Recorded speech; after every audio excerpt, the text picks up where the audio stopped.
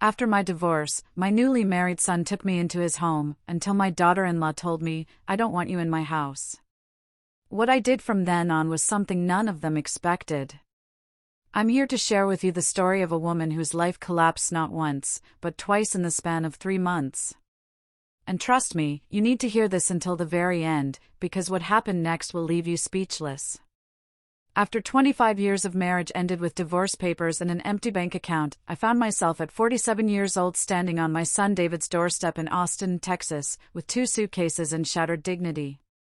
My boy opened the door with that same warm smile I remembered from his childhood. He wrapped his arms around me tight. But she didn't move from her spot near the stairs. Melissa. My daughter-in-law. 24 years old, platinum blonde hair perfectly styled, arms crossed over her designer blouse. Her smile never reached her cold blue eyes. "Come in, Mom," David said, grabbing my suitcases. The house was beautiful. Modern. Cold. Everything white and pristine like a magazine spread. I felt like a stain the moment I walked in. Before continuing, if this story is touching your heart, subscribe to the channel and tell us in the comments where you are watching from. Don't forget to ring the notification bell, because every day I'm bringing you stories of women who turn their deepest pain into a new good way of living their lives. Those first 3 days, I tried to be invisible. I cooked breakfast before anyone woke up. I cleaned quietly. I stayed in the small guest room upstairs most of the time, staring at the cream-colored walls, wondering how my life had shrunk to this tiny space. But I felt her eyes on me. Always watching. Always judging. Then came that Thursday afternoon. David was at work. I was folding laundry in the guest room when I heard Melissa's voice drifting up the stairs. She was on the phone, her tone sharp and venomous. "I don't want her in my house. She needs to leave. I don't care if she's his mother. This is my home." My hands froze mid-fold. The t-shirt slipped from my fingers onto the floor. That's when I knew. This wasn't going to be temporary shelter. This was going to be war. I sat on the edge of that guest room bed, staring at the pale cream walls closing in around me. How did I get here? 47 years old, dependent on my son's charity, unwanted in his home. The question burned through my chest like acid. Let me take you back. Back to when David was born 25 years ago, and I held him for the first time in that sterile hospital room. His father stood by the window, already checking his work emails. I remember thinking then that it would be just the 2 of us, really. Me and my boy. I had been an interior designer. Not a famous one, but good. Really good. I had clients. I had a portfolio. I had dreams of opening my own firm one day. But babies need their mothers, my ex-husband said. Someone needs to be home. And he was right, wasn't he? So I put away my fabric swatches and paint samples. I packed up my drafting table. I became a full-time mother. Those early years blur together now. Sleepless nights when David had colic, walking him back and forth across our small apartment while his father snored in the bedroom. Birthday parties I organized on tight budgets, making decorations by hand because we couldn't afford the fancy ones. School projects where I stayed up until 3 in the morning building dioramas and volcanoes because David had forgotten until the night before. I worked too. Not at design, but at a call center during his school hours. Then evenings at a grocery store when his father got home. Every penny went into a college fund. Every single one. I wore the same winter coat for 8 years. I cut my own hair. I bought clothes from thrift stores. But David? David had new sneakers when he needed them. David had a laptop for school. David had everything. When he got accepted to the University of Texas, I cried for an hour in the bathroom. Pride and terror mixed together. My baby was leaving. But he was going to have opportunities one never had. His father changed around then. Or maybe he'd always been that way and I'd been too busy to notice. The late nights at the office became later. The business trips more frequent. The distance between us grew until we were strangers sharing a house. I found out about her on a Tuesday. 23 years old. Works in his office. Long red hair. I saw the messages on his phone while he was in the shower. The words are burned into my memory. You make me feel young again. My wife doesn't understand me anymore. The divorce took 8 months. He had a better lawyer. Somehow, everything was in his name. The house, the cars, the savings account I'd spent years filling with my grocery store wages. My lawyer said I should have protected myself better. Easy to say now. The settlement was a joke. A small lump sum that would cover maybe 6 months of rent if I was careful. No alimony because I'd worked during the marriage.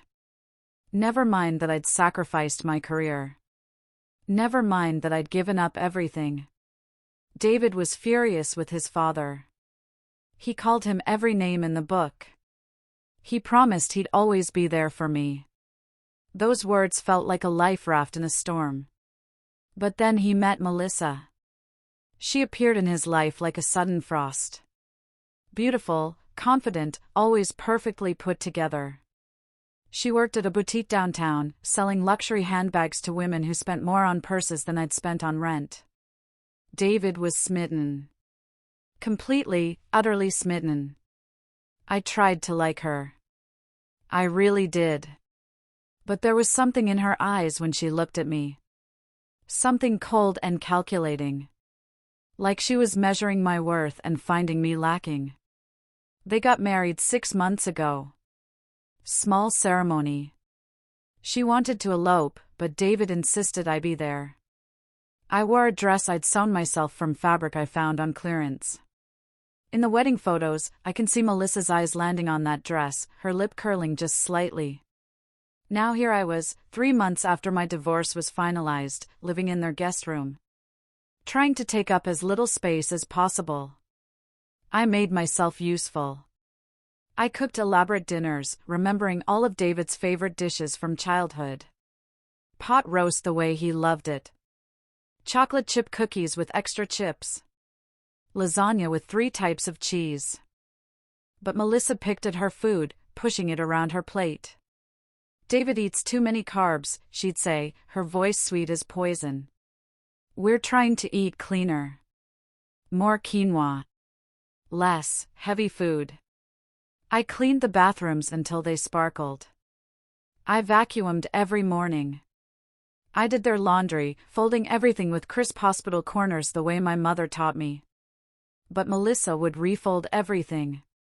I like my towels a different way, she'd say, not looking at me. And please don't touch my clothes.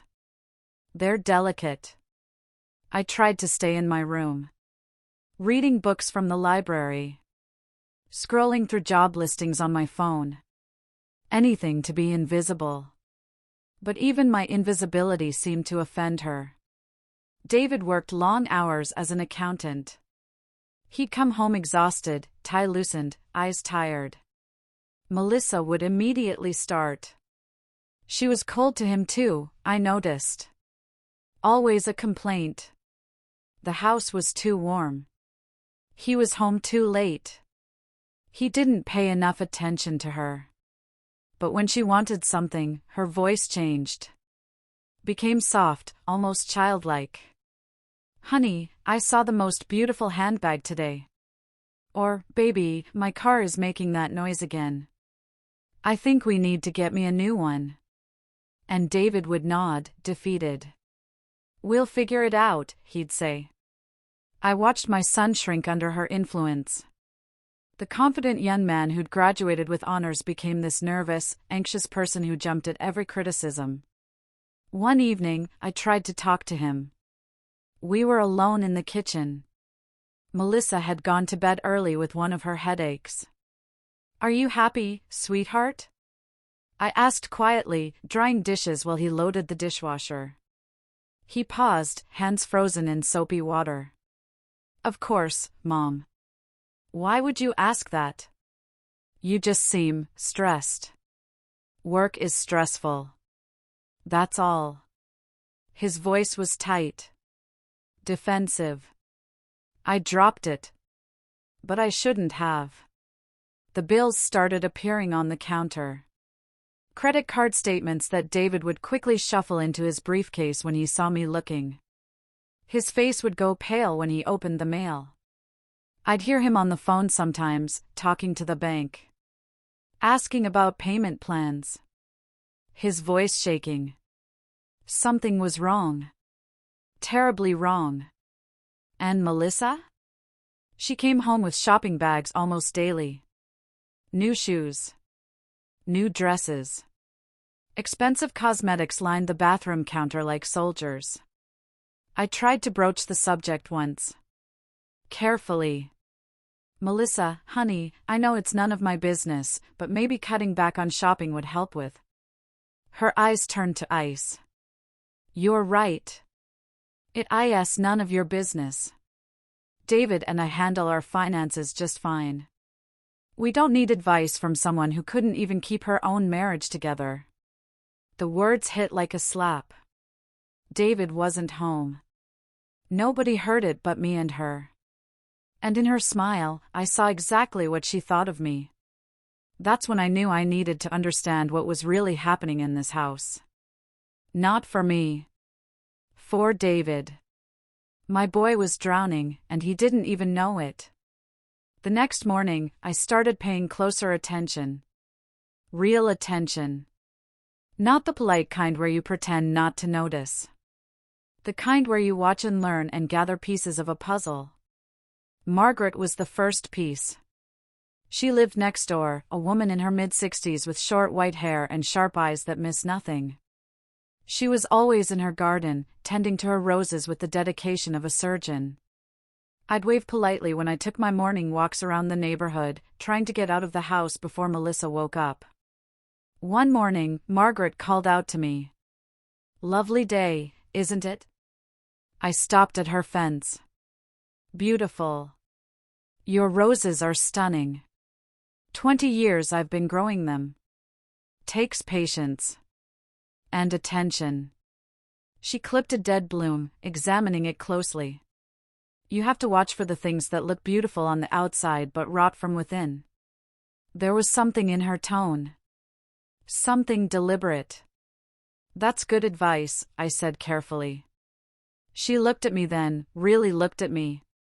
You're David's mother, aren't you? I am. Good boy, that one. Shame about his situation. She went back to her roses, but her next words came out quiet, almost casual.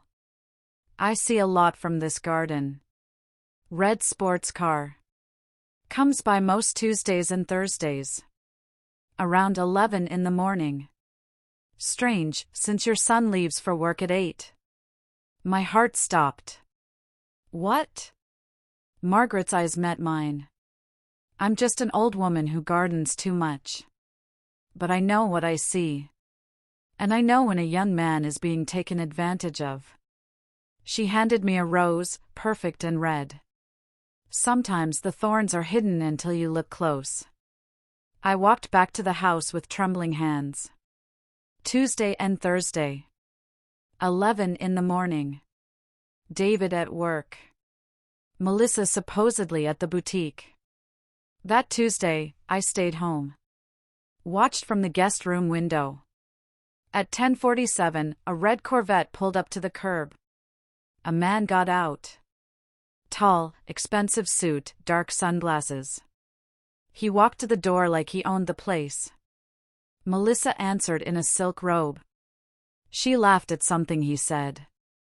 They disappeared inside. I felt sick. For the next 2 weeks, I documented everything. Times. Dates. I took photos from the window. The red Corvette. The man. Melissa greeting him. But I needed more than infidelity. Something told me this went deeper. The trash became my research ground. Every Tuesday night after they went to bed, I'd quietly go through the recycling. Credit card statements with charges at restaurants David never mentioned. Hotels. Jewelry stores. One receipt for a men's Rolex worth $15,000. Before we continue, make sure to like this video and subscribe. With your support, we can keep bringing more stories from powerful women that touch the heart of all of us. I needed help. Professional help. I needed Robert. Robertson had been our family lawyer for 15 years. He'd handled my parents' estate. He'd reviewed contracts for my ex-husband's business.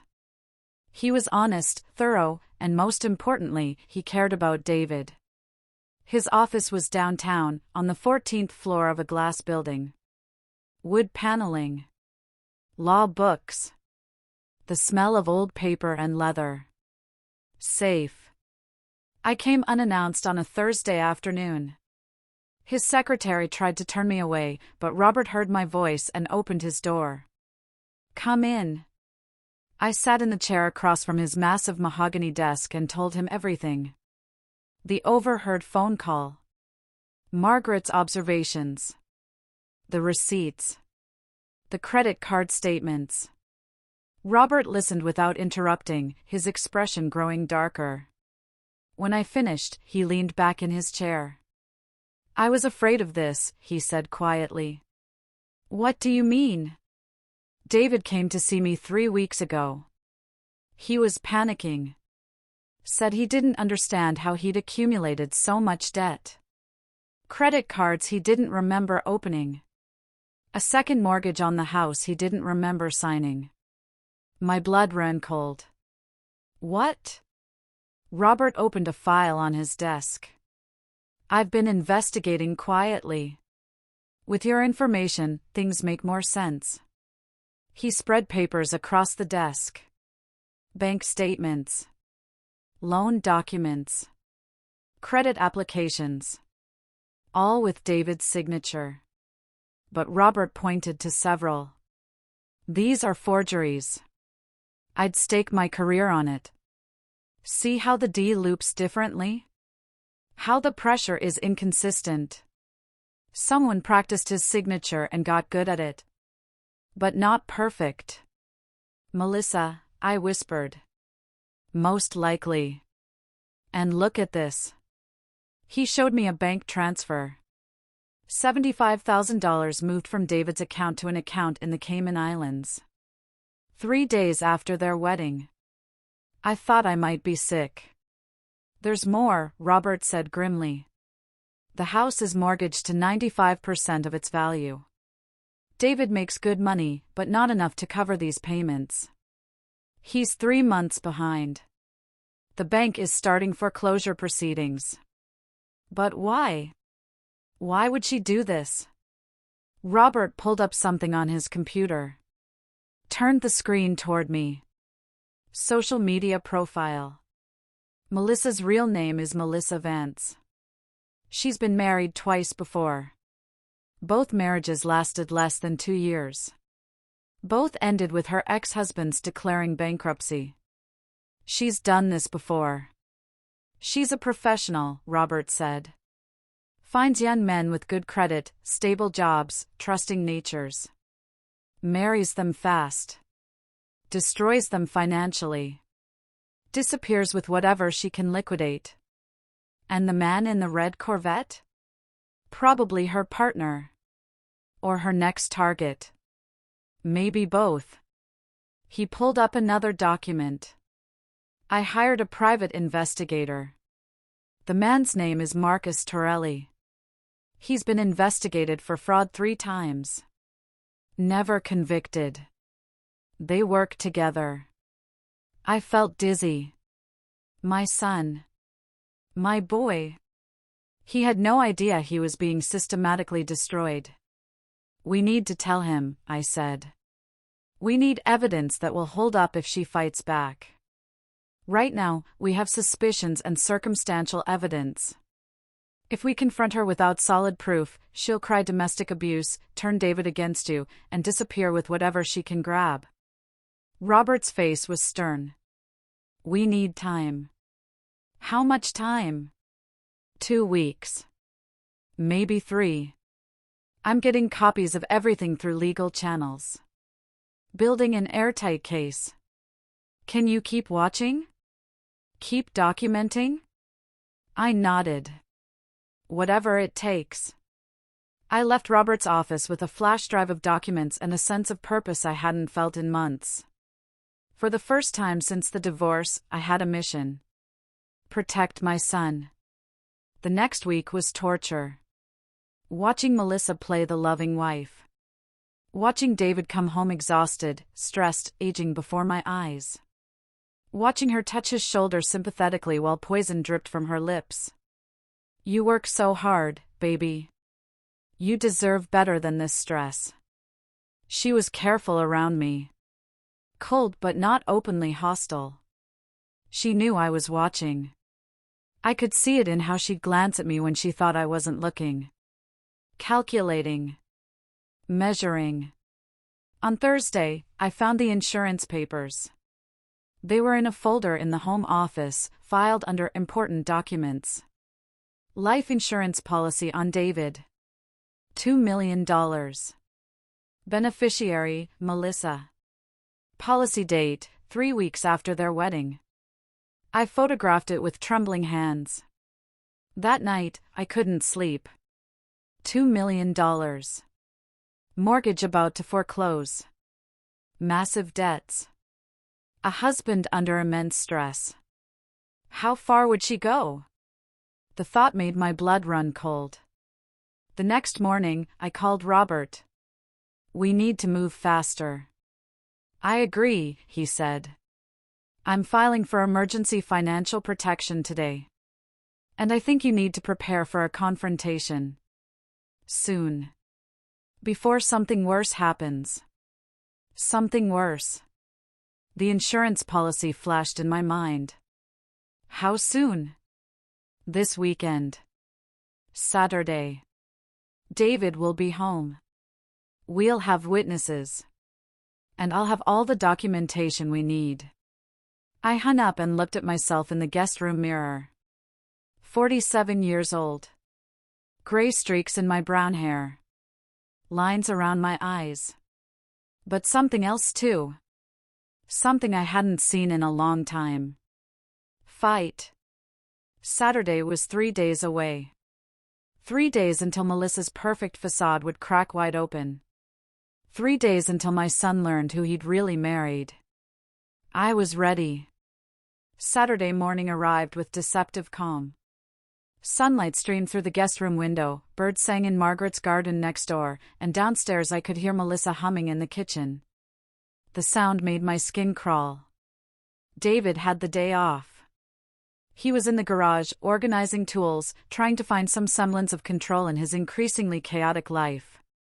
I'd watched him that morning at breakfast, dark circles under his eyes, his hands shaking slightly as he poured coffee.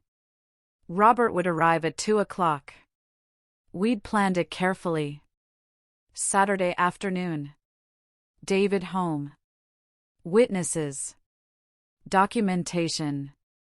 Everything we needed to end this nightmare. But at 11:30, everything changed. I was in my room, going over the documents one more time, when I heard the doorbell. Then Melissa's laugh. High and bright. Performative. I moved to the top of the stairs, staying out of sight. Marcus, darling. I didn't expect you today. Melissa's voice carried up clearly. Had to see you. Can't wait until Tuesday. The man's voice was smooth. Confident. The voice of someone who'd never faced consequences. My husband is home. Her voice dropped to a whisper, but the house's acoustics betrayed her. In the garage. We have maybe 20 minutes. Then let's not waste them.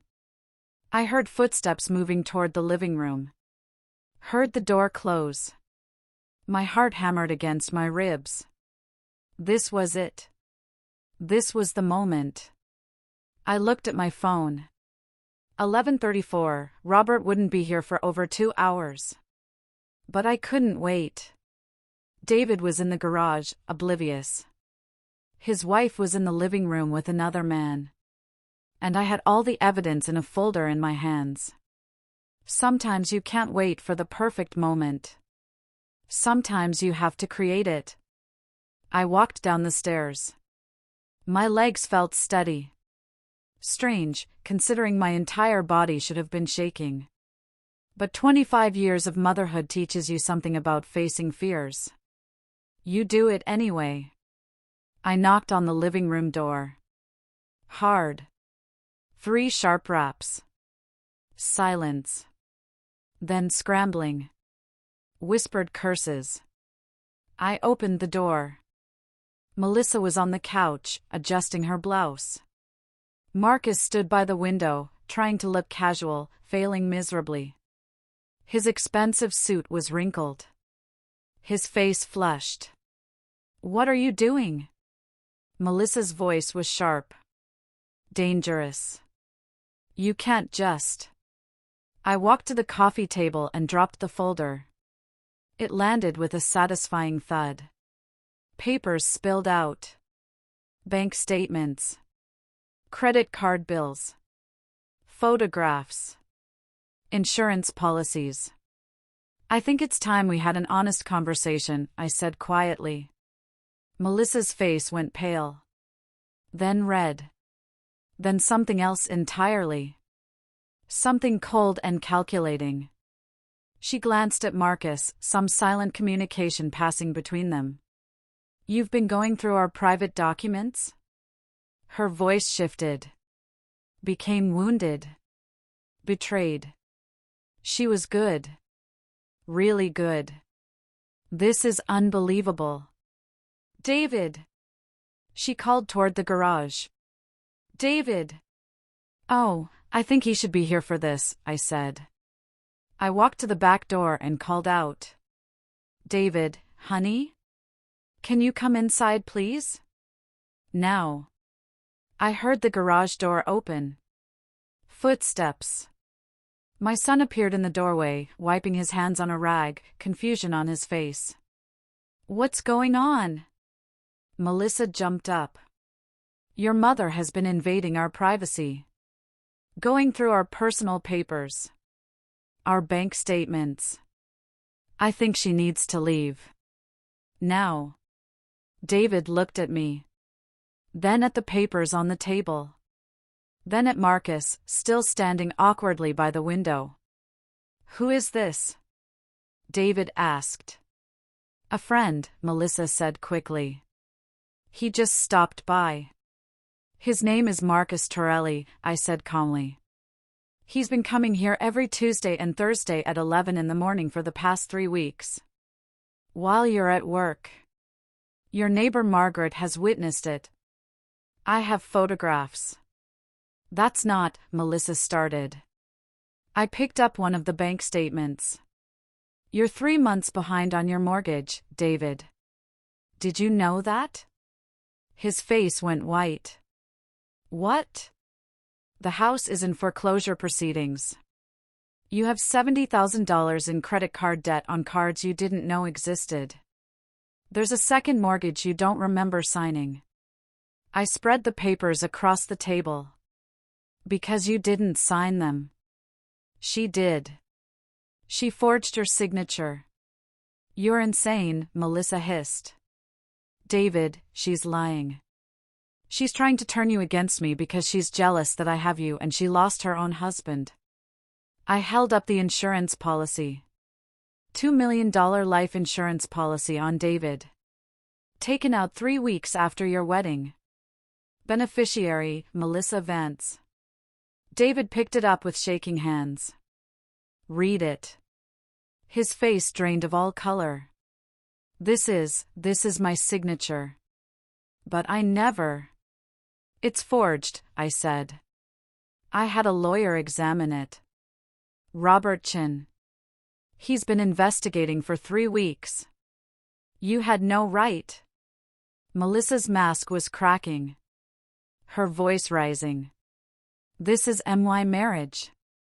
My house. You're just a bitter old woman who can't stand to see her son happy. Happy? David's voice cut through her tirade. I haven't slept in months. I'm drowning in debt I don't understand. I'm about to lose my house. And you? He looked at Marcus. Who are you? Marcus moved toward the door. I should go. This is a family matter. Stay, I said sharply. You're part of this. I pulled out the private investigator's report. Marcus Torelli. Investigated for fraud 3 times. Works with Melissa. You've done this before, haven't you?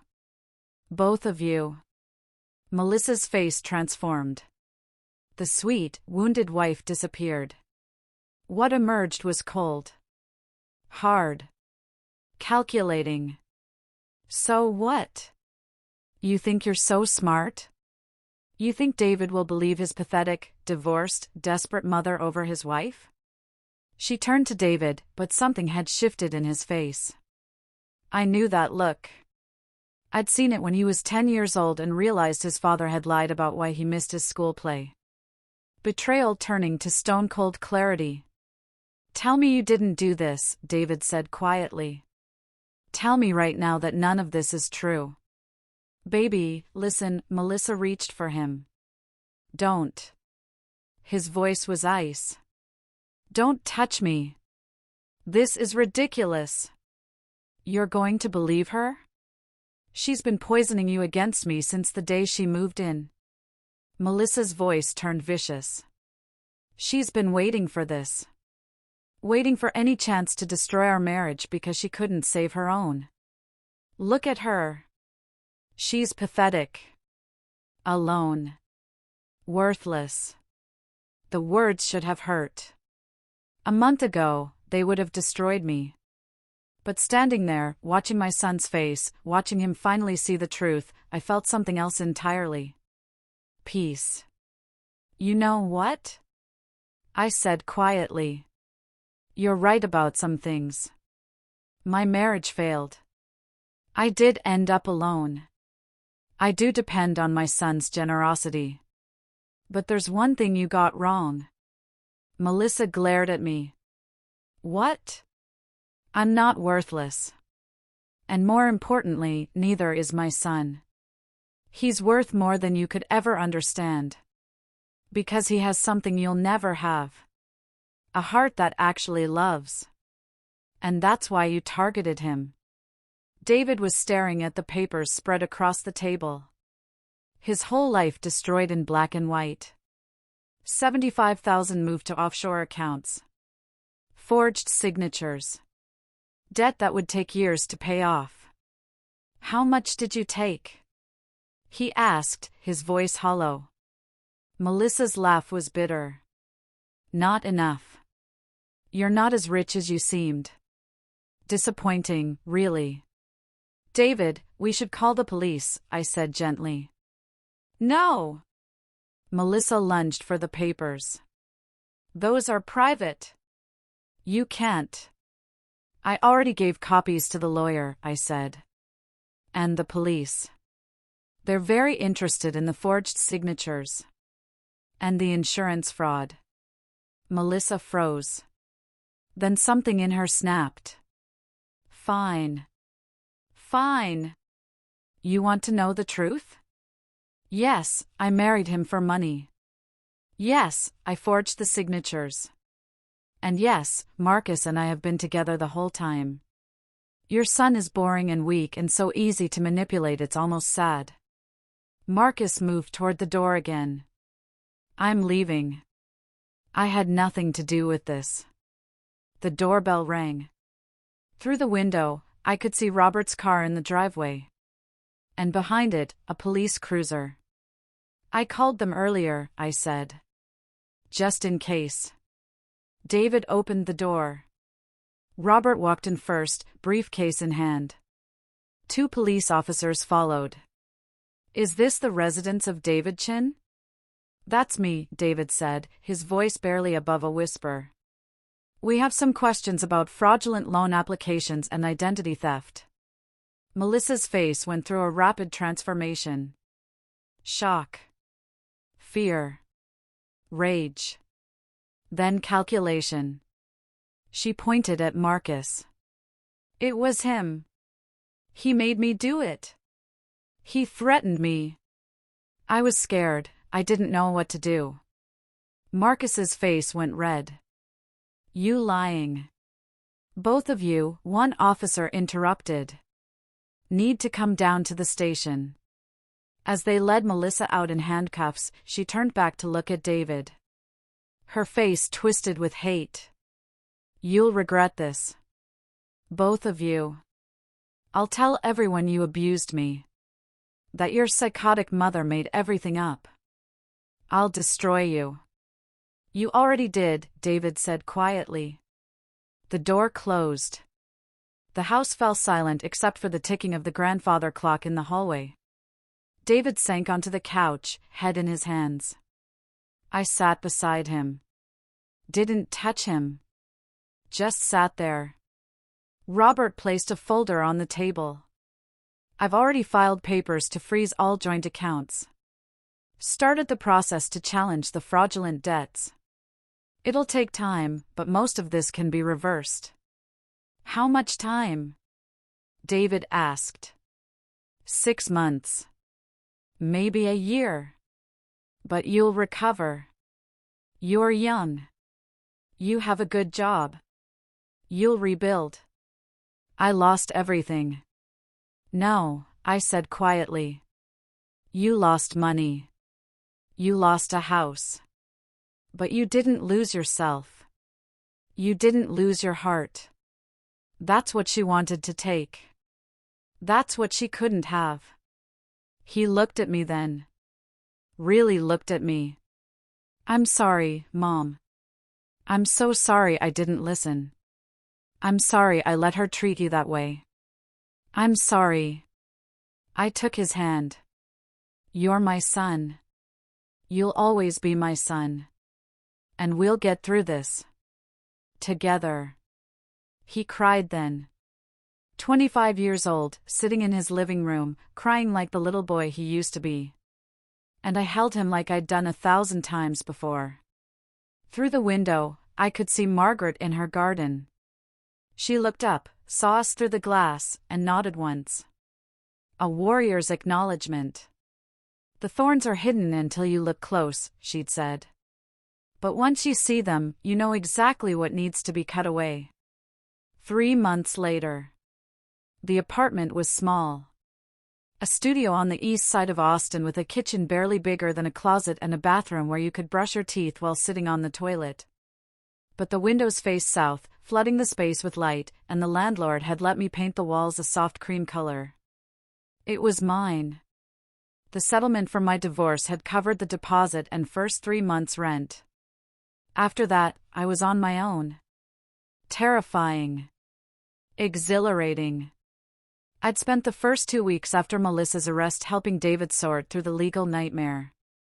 Robert worked tirelessly, challenging every fraudulent document, tracking down every stolen dollar. We recovered about 40% of what she'd taken. The offshore accounts were harder, but the FBI was involved now. Melissa and Marcus were facing federal fraud charges across multiple states. Turned out David wasn't their first victim. He was their 5th. The house went into foreclosure anyway. Too much damage, too deep in debt. David moved into a small apartment across town. Started therapy. Started rebuilding his credit point by point. He looked thinner but stronger somehow. Like a bone that breaks and heals harder than before. I'd gone back to interior design. Started small. Posted on Facebook that I was taking clients. Margaret hired me first to redesign her living room. She paid me double what I asked and told everyone at her church about me. Then came Mrs. Patterson, who needed help with her daughter's nursery. Then the Cohens, renovating their kitchen. Then a small business owner who wanted his office to feel more welcoming. Word spread quietly. Each job led to another. I wasn't getting rich, but I was surviving. More than surviving. I was creating again. Using my hands and my eye and the part of myself I'd packed away 25 years ago. Today David was coming over to help me hang curtains. I'd sewn them myself from fabric I'd found at an estate sale. Soft blue linen with white embroidery. They reminded me of summer skies. The knock came at 2 o'clock exactly. David had always been punctual. He stood in the doorway holding a plant. A violet in a terracotta pot. For your windowsill, he said. New beginnings and all that. I took it carefully. It's perfect. We worked in comfortable silence, him holding the rod while I measured. The apartment transformed as the curtains went up. From bare and temporary to something that felt like home. When we finished, I made coffee. We sat on my small thrift store couch, mugs warming our hands. I got a call from Robert yesterday, David said. The prosecutors offered Melissa a plea deal. She's looking at 5 to 7 years. And Marcus?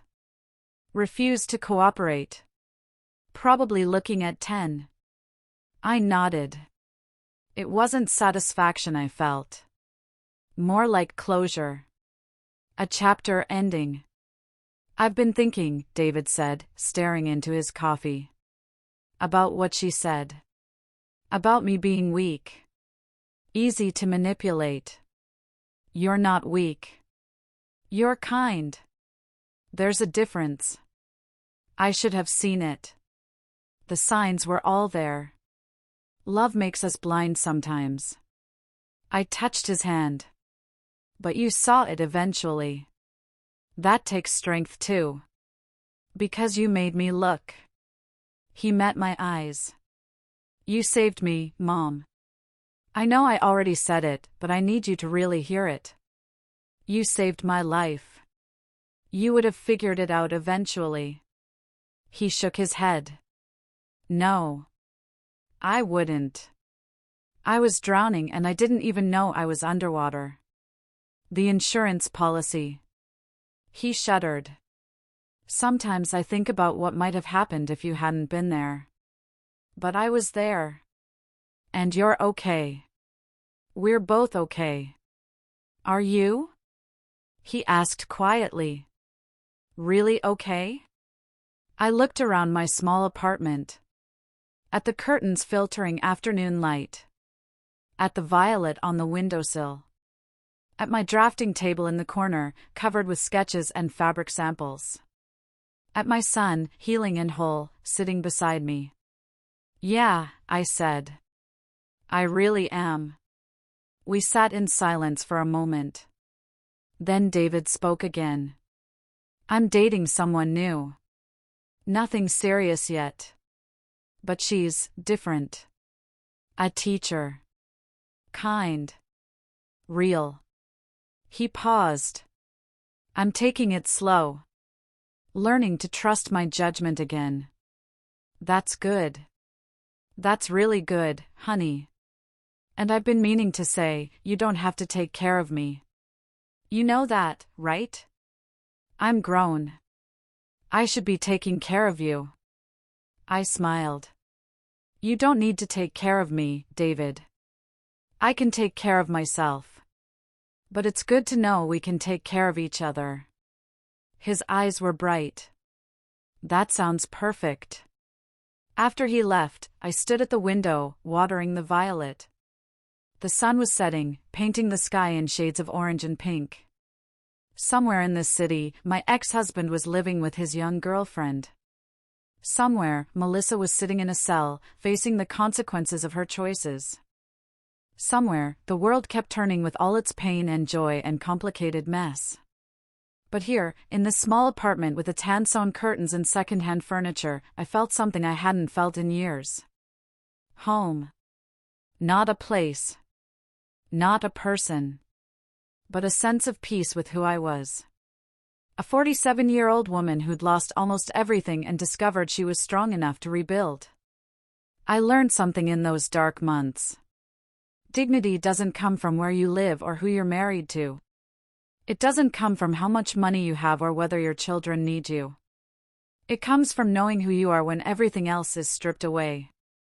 From standing up even when you're terrified.